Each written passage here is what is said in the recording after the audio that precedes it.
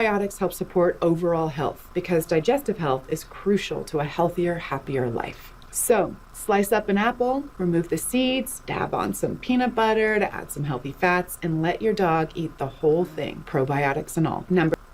All right, today there's some bombshell stories coming out from Kamala Harris. Of course, every day is a whirlwind with President Trump back in the Oval Office. To help me go through that, I have Darren Beattie with me. Thank you, Darren, for joining me. Great pleasure to be back with you. Thank you. So just some background, Darren is the founder of Revolver News. I'm going to put a direct link down below so that you can check that out. He's also the former speechwriter for President Donald Trump, as well as House Representative Matt Gaetz. Darren, I'm reading today, just right before we got on, breaking news. Vice President Kamala Harris is blaming her husband, Doug Emhoff, for her loss to Donald Trump, says her marriage is in trouble and might dump dead weight in order to continue pursuing her political career. What are your thoughts on this? And then, is this really the reason that she lost to Donald Trump? You know, that's amazing. And that's the great thing about these organic conversations is I'm actually hearing this for the first time. I've been very busy with other things. And so this news, I'm just hearing this for the first time. So this is my just unfiltered immediate reaction, which is kind of a wow. I mean, her husband seemed to be kind of not very remarkable. I think if she's going to blame any man, she should blame her running mate, who is just a very bizarre and kind of anti-charismatic guy with some of the most strange gesticulations and mannerisms that I've ever seen in my life. Frankly, I'm astonished that this person has made it as far as he has as a politician. You know, the one thing you need to know how to do as a politician is not come across as exceptionally bizarre or, dare I say, weird. Isn't that funny how that epithet, how that term evolved? They actually tried to pin that on J.D. Vance when, in fact, Kamala's running mate was arguably one of the weirdest people in politics, and not even in a good way, not in it, even in, oh, this guy is really talented and a little bit eccentric. Like an Elon weird is acceptable and even a little bit cool, but this guy is just a creepy weird. As for Kamala's husband, he seems to be more of a non-entity, such that I can't even recall what characteristics may have hurt Kamala from her perspective. I think there were some, accusations there, and some weird stuff like with some of the household help. I don't know if that was him or someone else, but there were a lot of rumors there. But look, it's amazing that Kamala Harris is blaming him, and she wasn't a good candidate. She was a horrible candidate, and in fact, the only reason she was in there, we ultimately turned out to be wrong. Revolver News was right about so many amazing things from the very beginning. I will say that we were wrong because we stuck hard to this line that Biden wouldn't drop out. I will offer an apology for that position, but an apology not in the conventional sense, but in the original Greek sense of defense rather than contrition. I actually think that Biden was a lot closer to staying in than most people thought on the right. People thought, oh, it's just fait accompli. Of course, he's stepping down. No. It came much to the wire, and Biden was clinging on to this for dear life. And there's a lot of the backstory there, some of which is public, some of which isn't. So he really was fixated on staying, and a lot of people wanted him in there. And part of the logic behind that position, I think, is still very relevant and speaks to Kamala Harris's, I would say, unique deficiencies as a candidate. They wanted to avoid her at all costs. They couldn't really avoid her. She was the vice president. They set themselves up in this perfect storm, almost like the constellations had to align. This really was a providential victory for Trump, not only for the primary reason that he came within millimeters of losing his life.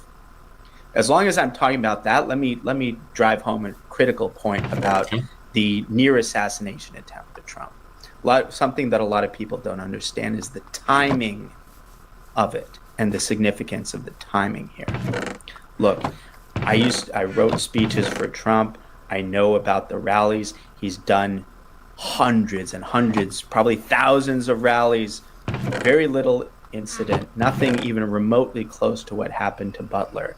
And yet at Butler, there was this unique and really uniquely incomprehensible security breach, such as that the one day that they had uniquely, inexplicably poor security was the one day that this strange crooks guy, about whom we know virtually nothing, was in a position to take advantage of it, getting right up on a roof within shooting distance. The whole thing doesn't make any sense at all.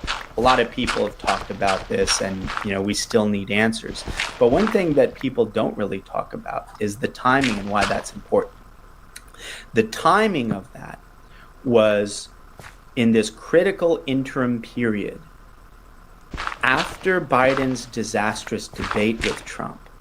And that debate was really the thing that brought the whole house of cards down, in terms of people thought they would be able to weekend at Bernie's Biden through to the presidency, and they did a more or less decent job at covering up, just using their slavish dogs in the media to basically tell people, don't believe your lying eyes, that sort of thing. Well, people's lying eyes, it couldn't sustain that public debate on the national stage.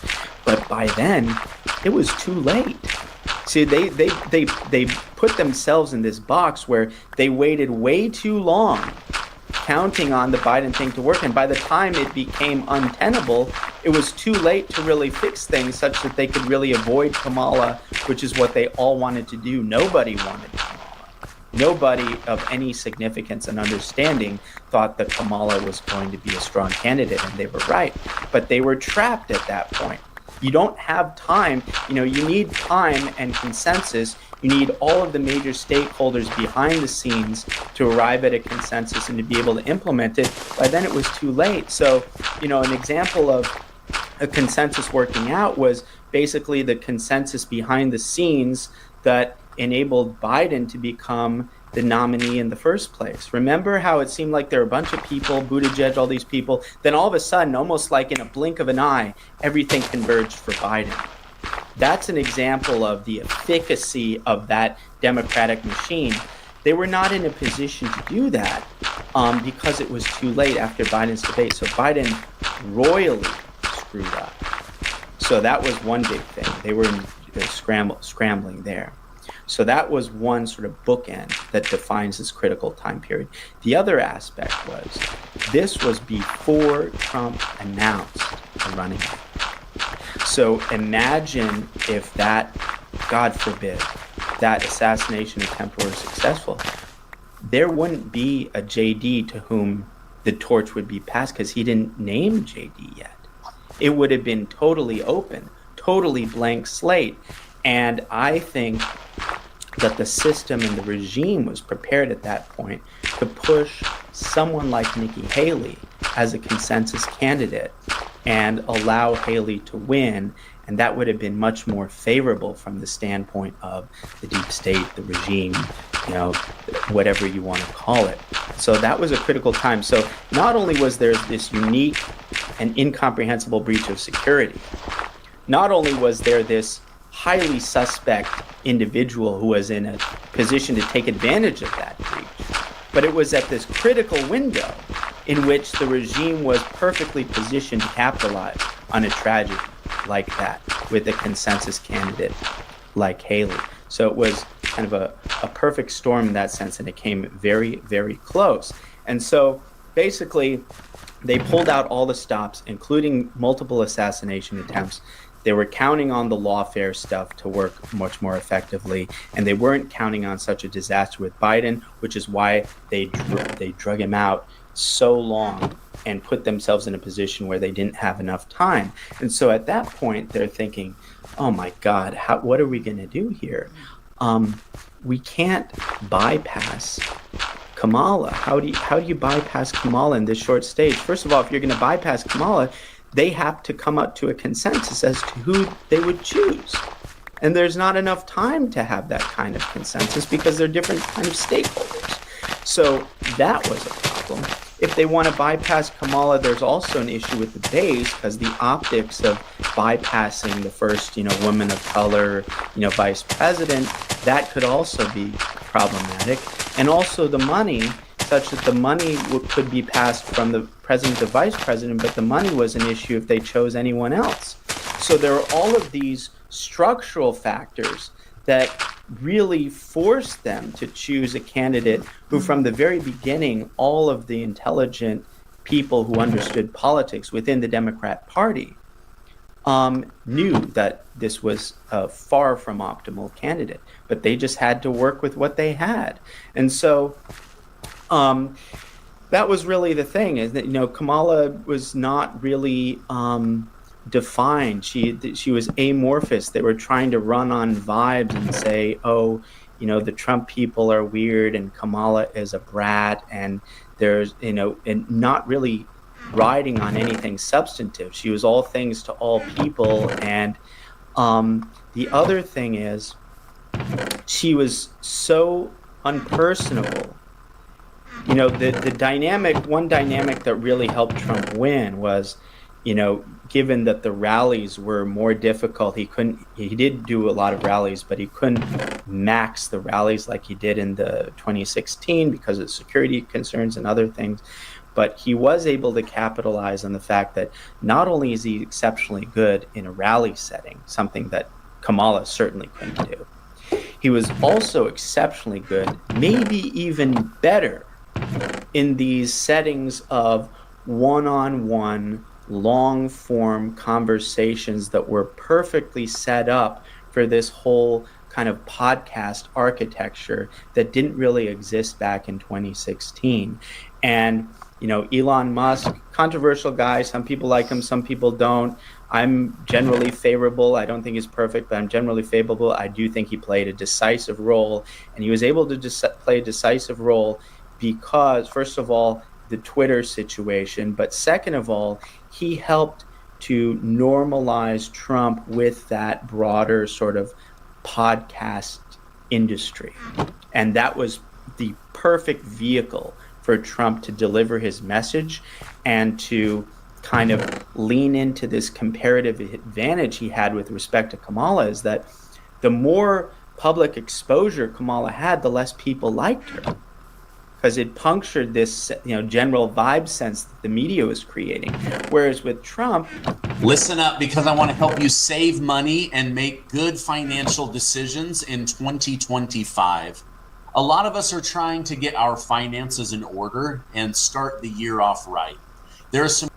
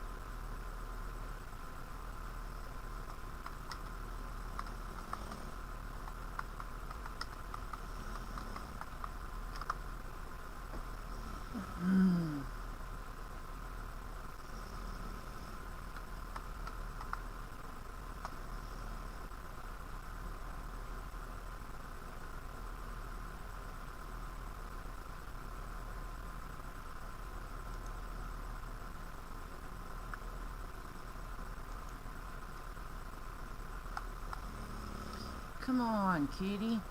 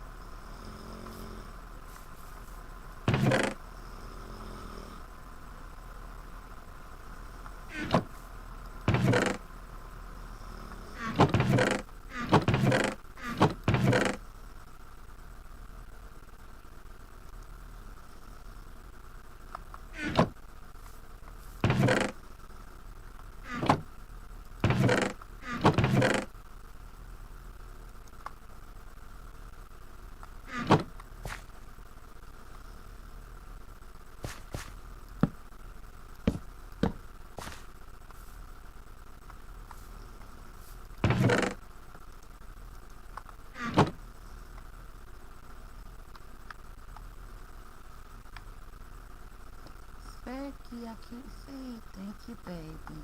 I need you to move.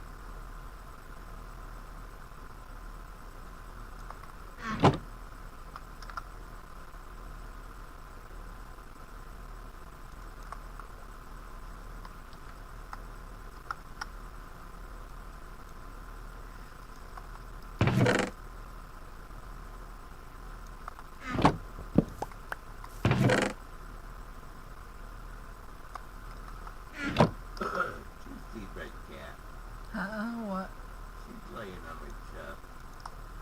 Oh, she's worried about you.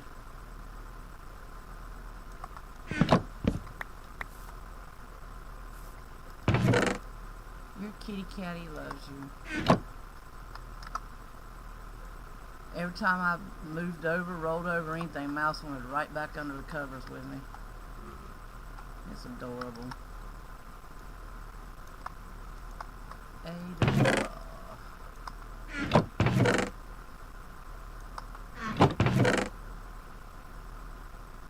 Finally working on my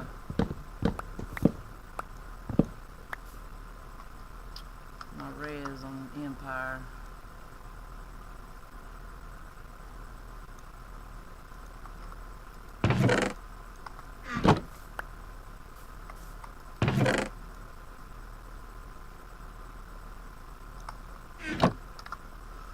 I had to get up for a little bit. I think it was around 3:30, 4 o'clock.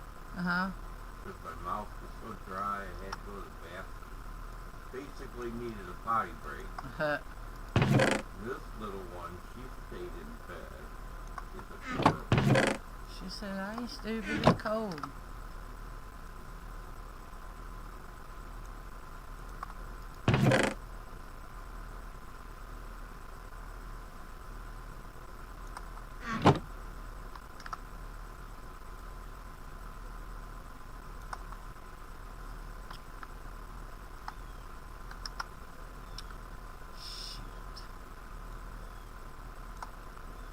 Running out of room.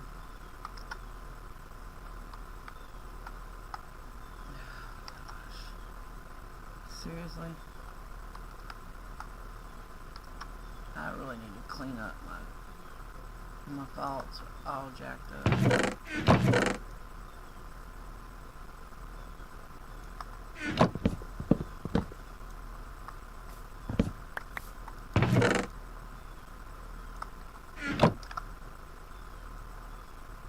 Damn. That crow is out there being very loud. Yeah, it's fine. So the deportations have begun, and people are pissed. Oh well. People I speak of are not. Yeah, well, they should have took us into consideration because we were pissed at the illegals coming across the border and they didn't care about our feelings. No.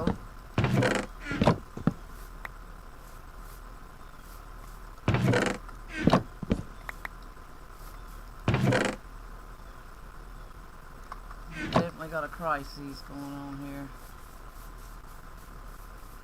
Crisis, how is that?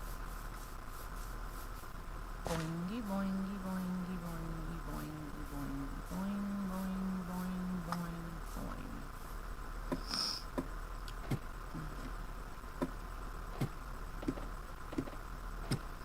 I'm live streaming my game. Mm-hmm. How can you tell who's watching in OBS? Huh? How can you tell how many viewers you got in OBS? There's supposed to be a stat thing or something. Let me check it out right quick.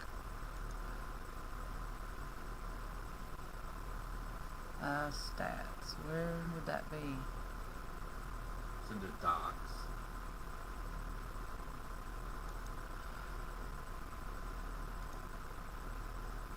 Let's see.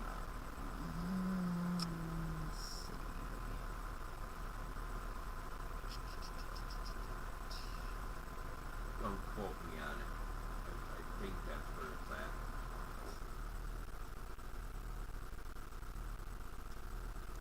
And I'm sorry for that, guys. I'm sorry. I don't think it just says like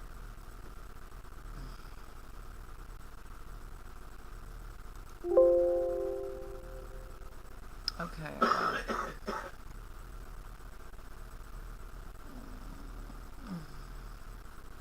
Thank you for keeping me safe, Kitty.